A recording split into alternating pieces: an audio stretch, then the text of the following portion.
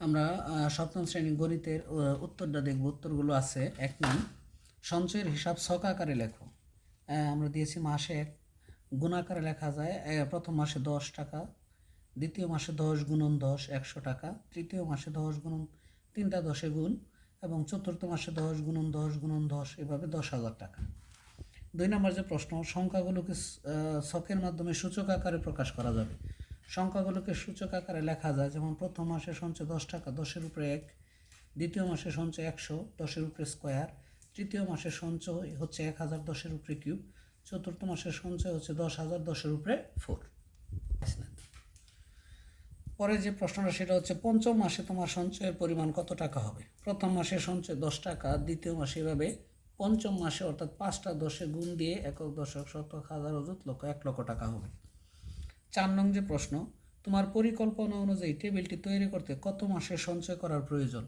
আমার টেবিল তৈরি করতে সম্ভাব্য খরচ হবে 10,000 টাকা, তাই আমার চতুর্থ মাসের জমানো টাকা দ্বারা আমি টেবিলটি তৈরি করতে পারবো, অর্থাৎ চতুর্থ মাসে আমার 10,000 টাকা ছিল। কাজ 2-এ আছে, একটি মডেল তৈরি করতে বলছে। তৈরিকৃত মডেলটি হলো একটি ঘনক যার ত্রিমাত্রিক, অর্থাৎ যার দৈর্ঘ্য প্রস্থ ও উচ্চতা সমান হবে, চিত্র ঘনক। 2 নং হচ্ছে, তৈরিকৃত মডেলের এক বাহুর দৈর্ঘ্য 5 মিটার। এটা আমি ধরে নিয়েছি। ঘনকের আয়তন হচ্ছে দৈর্ঘ্য গুণন প্রস্থ গুণন উচ্চতা, অর্থাৎ 5-এর উপরে 125 ঘনমিটার। একটি তলের ক্ষেত্রফল হচ্ছে দৈর্ঘ্য গুণ দৈর্ঘ্য অথবা দৈর্ঘ্য গুণন প্রস্থ, 5 গুণন 5 25 বর্গমিটার। 3 নম্বর যে প্রশ্ন, সম্পূর্ণ তলের ক্ষেত্রফল।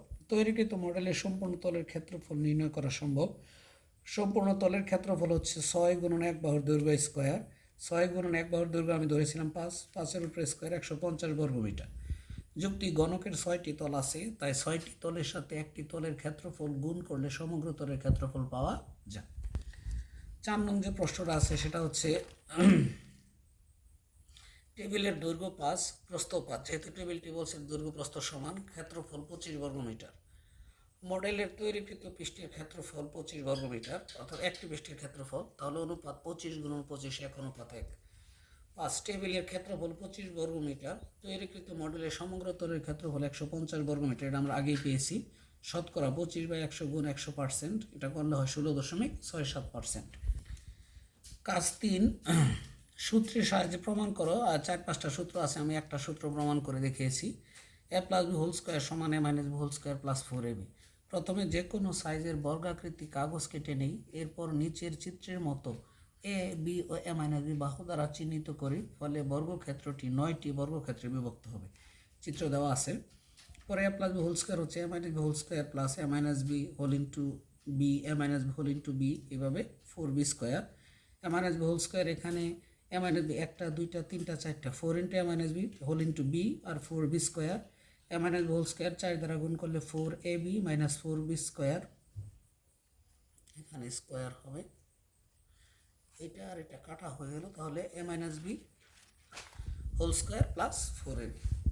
এখন কাজ হচ্ছে 4, জ্যামিতিক আকৃতি পরিমাপ করে। একটা আয়তকার এক টুকরা কাগজ নিয়েছি, ABCD আয়তকার, এটাকে সমান 2 ভাগে খণ্ডিত করেছি। ABCD কাগজকে AC বরাবর কেটে নেই, এটি 2টি অংশে ত্রিভুজ আকৃতি নির্দেশ করে। দুইটা, এটা একটা ত্রিভুজ, এটা একটা ত্রিভুজ। বৈশিষ্ট্য, ত্রিভুজের বৈশিষ্ট্য 3টি বাহু আছে এবং 3টি কোণ আছে। 2 নং, চাঁদার সাহায্যে মেপে পাই, এখানে বি কোণ 90 ডিগ্রি, এ কোণ 45, সি কোণ 45, 3টি কোণের যোগফল 180 ডিগ্রি। 3 নং, 2 নং চিত্র হতে পায় এসি বাহুর দৈর্ঘ্য 13, বিসি বাহুর দৈর্ঘ্য 12 এবং এবি বাহুর দৈর্ঘ্য 5। তাহলে প্রকৃত ভগ্নাংশগুলো হলো, তোমরা জানো প্রকৃত ভগ্নাংশ যার লব ছোট হর বড়, তাহলে লেখা যায় 5/13, 5/12 এবং 12/13। 4 নং বলছে তোমার ভগ্নাংশগুলোর 3টি করে গুণিতক লেখ।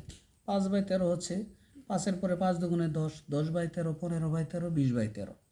5/12 হচ্ছে 10/12, 15/12, 20/12। 12/13 হচ্ছে 24/13, 36/13 এবং 48/13। ধন্যবাদ সবাইকে।